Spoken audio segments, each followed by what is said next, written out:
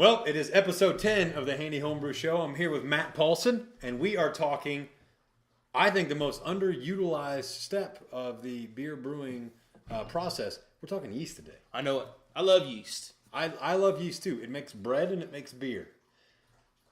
It's as good as it gets. I like both of those things. So before we get into nitty gritty, let's play catch up. Matt Paulson, what'd you do this weekend? Beer related? Not like collecting trains and toy cars and right. What'd you do beer related this weekend? Beer related. Let's see. I went down to Oklahoma City and went to a great liquor store down there called The Well. Shout out to those guys. Walked in, never been in there before. Fantastic. They Great selection. knew beer. No, I can walk into a liquor store and if they just have a little bit, but the guy knows everything about it. Yeah, it's worth it. Awesome. Worth and it. I went in there and they had a fantastic selection. Guy knew what he was talking about. He knew about the breweries because I was looking for local stuff for Sounds Oklahoma. familiar. I did this a couple weekends ago. Right. There's a good place for local beers, Oklahoma Yeah. City. Good place. Yeah.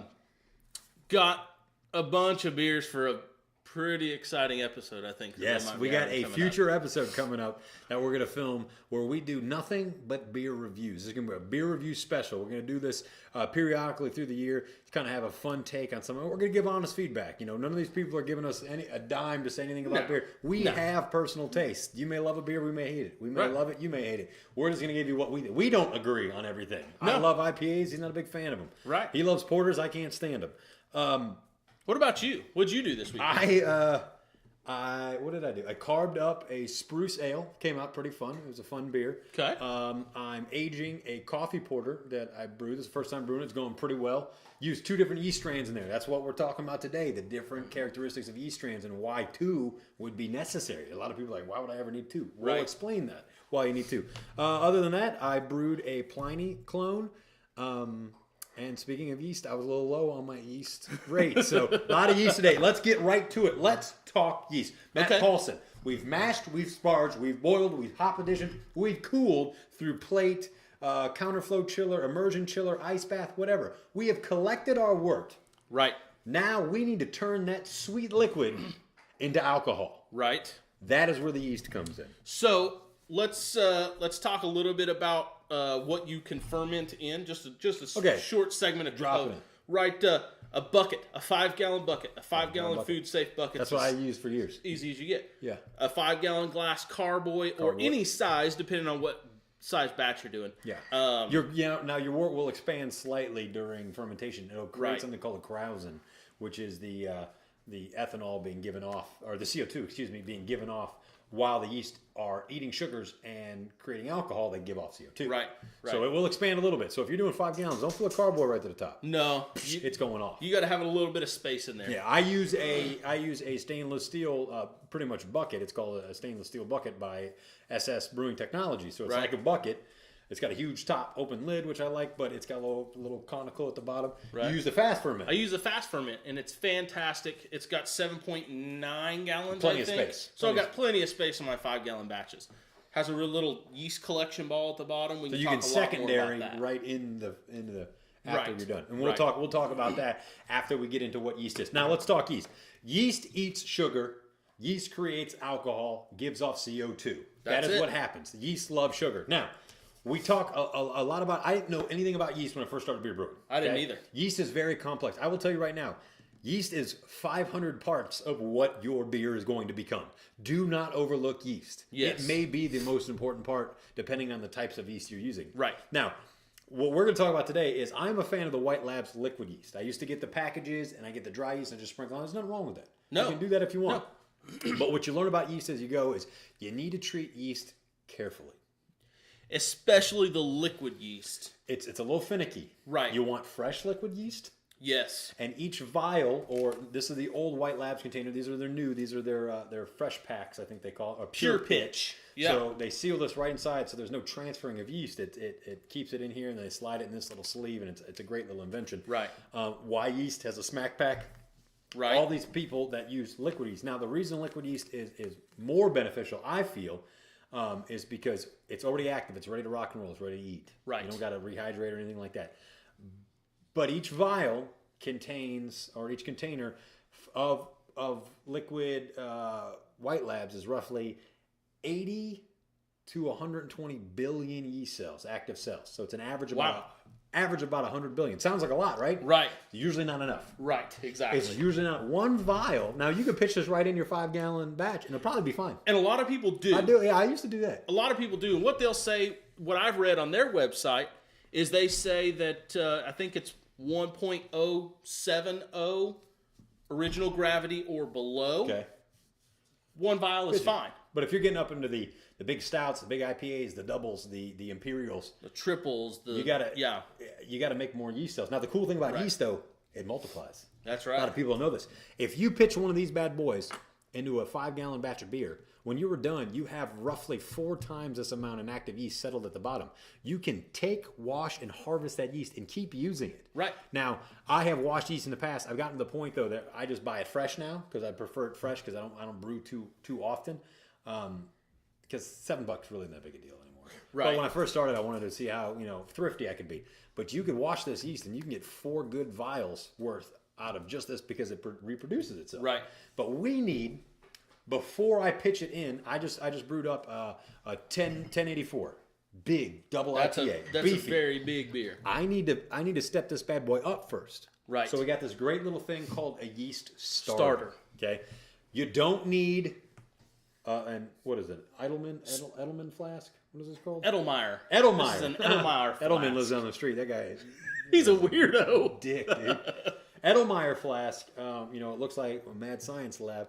These are fantastic for mixing your yeast starters in because you can, if you get the borax glass, Boracilate.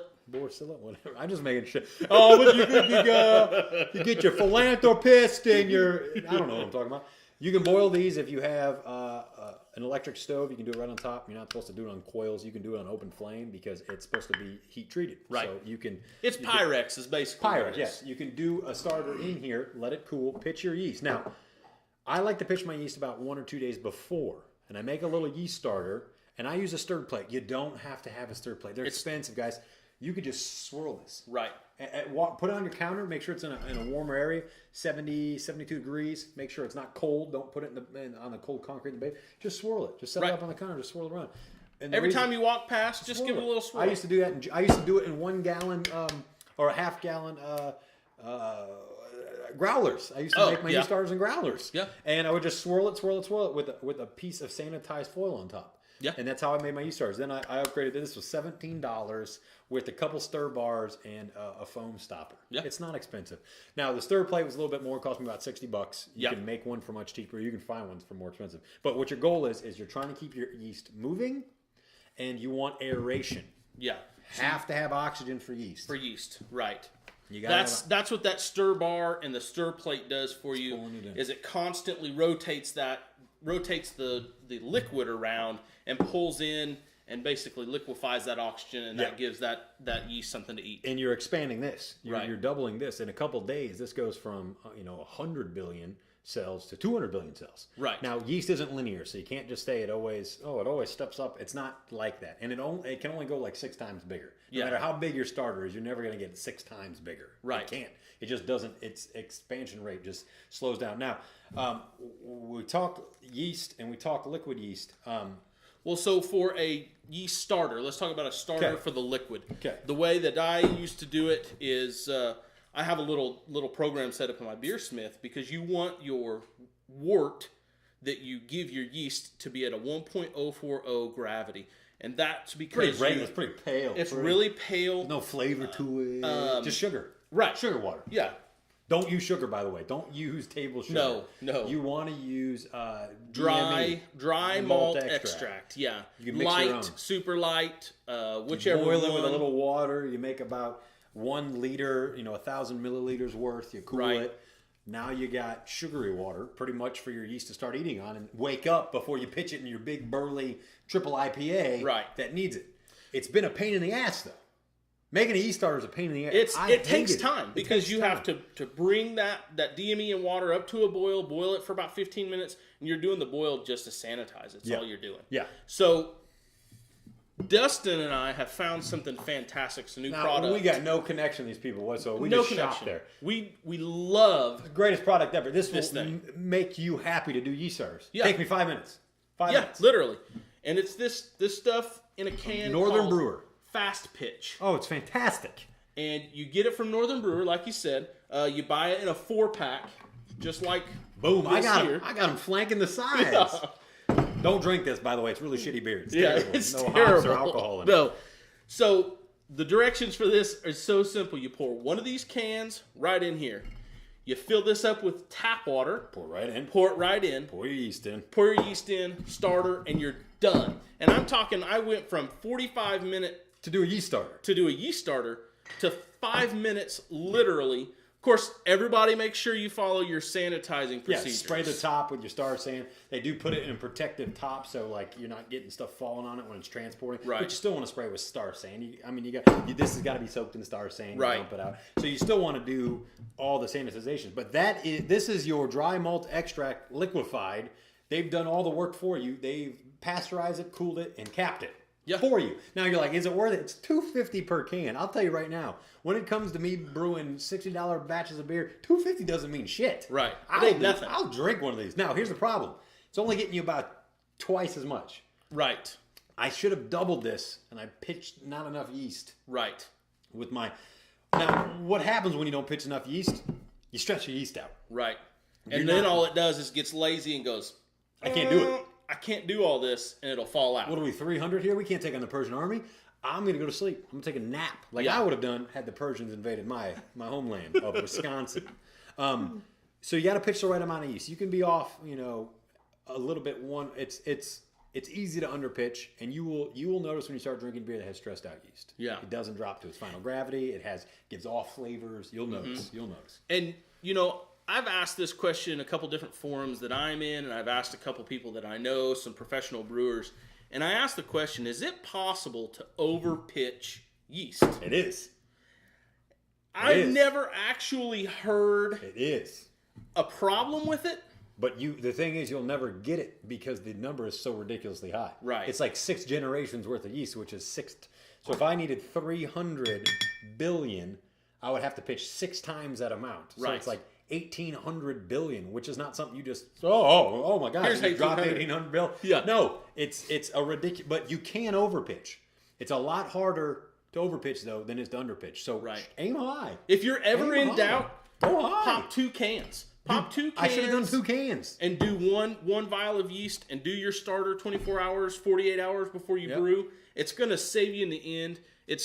There's nothing worse. Your beer's constant too. It's consistent. Yes. Yeast is underlooked. It's underappreciated. It is. Treat yeast well. Now, Matt Paulson, what is your favorite yeast strand? Man, it's so hard to... We didn't talk about this before. That's a curveball. Yeah, I know it. I really like Cali Ale. Cali Ale. California Ale Okay. Yeast by White Labs is probably my favorite yeast strain. Oh, you mean this one right here? Right. WLP051. Is that Cali? Or is that Cali 2? That's Cali 5. Oh, Cali 5. Cali 5, my See, bad. WLP001 This is Cali Ale. is This the Cali Ale. And the reason I like This is the West Cali Coast Ale Ale. is I really get that yeast brings forward a good hop flavor, Yep. but it great for ales. also creates a really nice clean flavor. It's got a wide range too. You can use it for a lot of beers. Right. So if you got a couple of these laying around in your house for backup purposes, Yeah. you're set in case something bad goes happen. Now, my favorite yeast that I love to work with is actually a dry yeast. Really? Yes, it is a Danstar dry yeast, which is a dry yeast company, and it's their Belle Saison yeast. I don't use a lot of dry yeast. I've used a Saison yeast from White Labs, and the flavors that I got were just amazing. And it's just, I mean, it was like on steroids. And all I did was rehydrate it, pitch it, boom, just that easy. No starters, Right. no nothing. Just Right. rehydrated it, and it went just that simple. It was a good job. Really? And see, that's kind of a loaded question because you say, what's your favorite yeast strain? Oh, well, he's going to backtrack now. well, see, Didn't want to offend it. Here, I'll See? cover its ears. I love Cali Ale yeast for pale ales, IPAs, wheat beers. But those aren't your favorite style of beer. Right. You like dark beer. Right. So what's your favorite yeast? So what I like to use for like a porter or even a stout, it kind of comes up between an Irish ale yeast. Oh, and it's fantastic. White Labs makes a great Irish ale. I actually use that for my stouts. I brew a pumpkin porter or a pumpkin stout for my girlfriend, and I use Edinburgh. I really like it. I just used that on my first step of my porter. Yeah. Edinburgh. And for my porters, I really like the English ale yeast. The English ale yeast really brings out the toffee and the chocolate. Yep. And it ferments down. This is really what yeast clean. brings to the table. You can do everything one way. Different yeast, it's a different beer. It is. And it's a wide range of different beers. And a lot of people say, oh, well, in your wheat beers, you should really be using a wit. Yeah. A wit yeast. But this is what I do. Or a Belgian yeast. Yeah. Well, I don't particularly care for the banana and the clove flavor. Those all flavors. You're not a fan of that. Right. I so don't really why use like that that yeast. Right.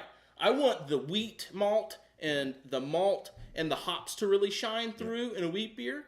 So I use a really clean attenuating yeast to get that to come through. Now, rather than what the is this banana attenuating word you're using here? You're using this word attenuation. Attenuation is basically what the yeast. It's really hard for me to explain. It's doing its job to a percentage. Right. It's got to get to certain yeast will have a 70 to 75% attenuation rate. Right. Which is how much the yeast can do its job before it can't do it. Some yeasts have very low attenuation. Right. They will get you to a certain point, but not any further. Other yeasts have a higher. They'll get you to certain. But those yeasts are engineered differently, so they're also doing different things. Right. So there's certain yeasts you don't want to use if your gravity is an 1100 for a barley wine. Because the yeast will just dent it. It won't finish it off. It won't finish it off. No matter how much of it you have. Right. It won't do the job. You have to have different yeasts stacked. You have to have a yeast schedule, just like a hop schedule. Right. Yeast can be as complex or as simple as you want. And the thing about yeast is you want to keep it consistent. Right. So try a beer, make it, use one yeast. Try the exact same beer, make it again, use a different yeast. And here we come right back to the smash beers. Boom, split it. Talked to some guys on Facebook. He brewed his first smash yesterday. And, I don't know what yeast he's going to use, but smash beers are perfect. Find that malt and the hop combination that you'd like to use. And try different yeasts. Yeah. Try a Cali ale. Try an American ale yeast. And I'm naming a bunch of White Labs because that's all I know. Once you start, this is what you go. This is right. It's like I grew up a Cardinals fan. Guess what I am today? I'm a Cardinals fan. Right. I started brewing with White Labs. I have buddies that swear by Y yeast. They will never touch White Labs. It's like a gang war. Yeah. But once you get out of this whole, some have better yeast strains depending on what you want to do. Right. The Dan Star is a perfect example. Their Belle Saison. It's just a better Saison yeast than the liquid yeast. It just does the job better. So I'm not going to play favorites. I'm going to use what's best and what I'm consistently using. So you can pick a camp. But you can socialize. Yeah. Yeast socialize. Branch out. Try Y yeast strands. Try White Labs. Try some of the other ones. There's the dry yeasts coming out. There's Aussie Jacks or something, which is a dry yeast down in Australia or something. Oh yeah, some of these guys that are international viewers, they're talking about all the different dry yeasts. I haven't heard them talk a lot about liquid yeast over there because it's so hard to get liquid yeast. Everything's dry down there. Right. So they use dry yeast. There's plenty of companies. There's East Coast yeast. There's different labs. There's small startup companies, but these guys have been on the block for a long time. You're using the same yeast that some of these multi-million-dollar breweries are using because they engineered it, and now you get to use it. Right. So it's fun. They got great rewards programs. They're great people. They will answer any questions you got. You email them, and they'll answer anything you got for them. Yeast, we could talk. I've read books 400 pages thick about yeast. We could talk yeast till we're blue in the face. Right. But if you got questions, ask them. We'll get back to you on yeast. We're not yeast experts either. We're just yeast enthusiasts. Right. So I think right now we're going to wrap it up on yeast. Okay. We're coming right back for Pints and Picks. Pints and Picks. Pints and Picks. And then we're going to talk a little bit more about what we're doing later this weekend.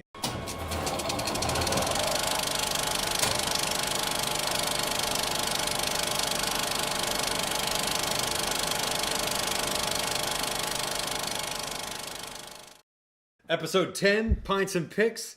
We were teasing a little bit about what we got coming up the next couple weekends. We're filming our beer reviews, a lot of local beers. A lot of Oklahoma, a lot of Kansas beers. Right. We're doing local beers. We're going to drink them all day long. We're going to film us. We're going to see how that goes. We're going to get a designated Uber driver. Yes. To control the camera. Right. Because this could get ugly fast. But today, we still have a local beer. A big company, one of the largest Midwest breweries. Boulevard out of Kansas City. Just recently, a couple years ago, bought up by one of the big conglomerates. Of course. It's going to happen. Yeah. But one thing that's changed, their beer goes a lot farther now. So Well, you it can sure find does. it. You can find it because now they got the trucks back. So here we Right. have Telltale Tart, which is a slight play on a sour beer. Right. 6.2%, like you said, made by Boulevard. It's part of their Smokestack series. Which is a fun series, guys. They got a Saison. They got a couple of porters that are fantastic. Right. Right. So they're really doing some fun, creative stuff with their Smokestack series. This is one of their sour beers. You can find it in a 4-pack. Right. It's my wife's not a big beer drinker. She loves the sour beers. It's one of her favorites. So here we go. And so people say, well, what is a sour beer? Well, it kind of extends on what we talked about for our yeast segment. Instead of using a yeast, you use a bacteria. There's a few different bacteria that they use to do these with. Lactobacillus, Brettanomyces. Open fermentation. Oh, yeah. I mean, open air fermentation, We let can it talk sour about cool itself. ships for hours, too. I'm building a cool ship right now Yep.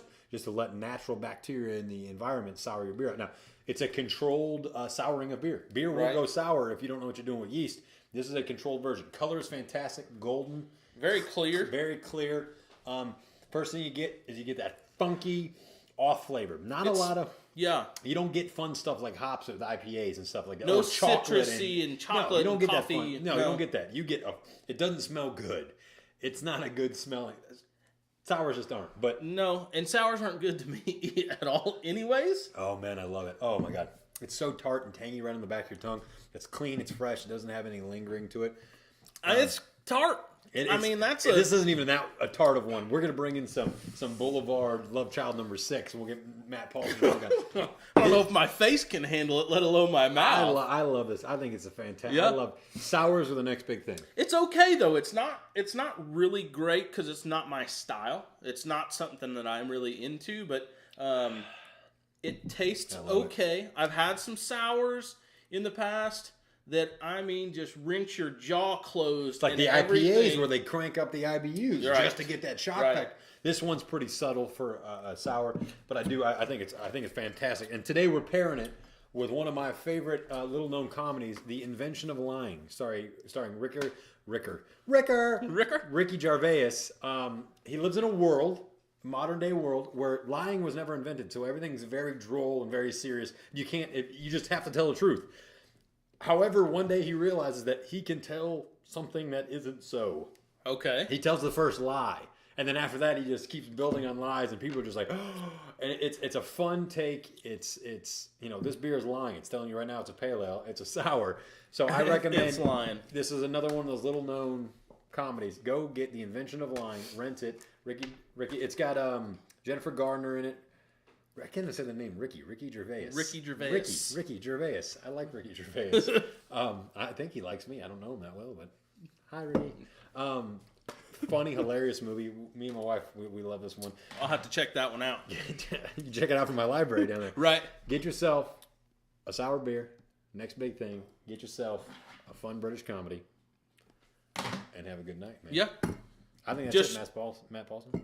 Oh, yeah, I think that's it. I'm not a big beer expert. I'm a big beer enthusiast, though. That's what I am, too. Cheers. Cheers.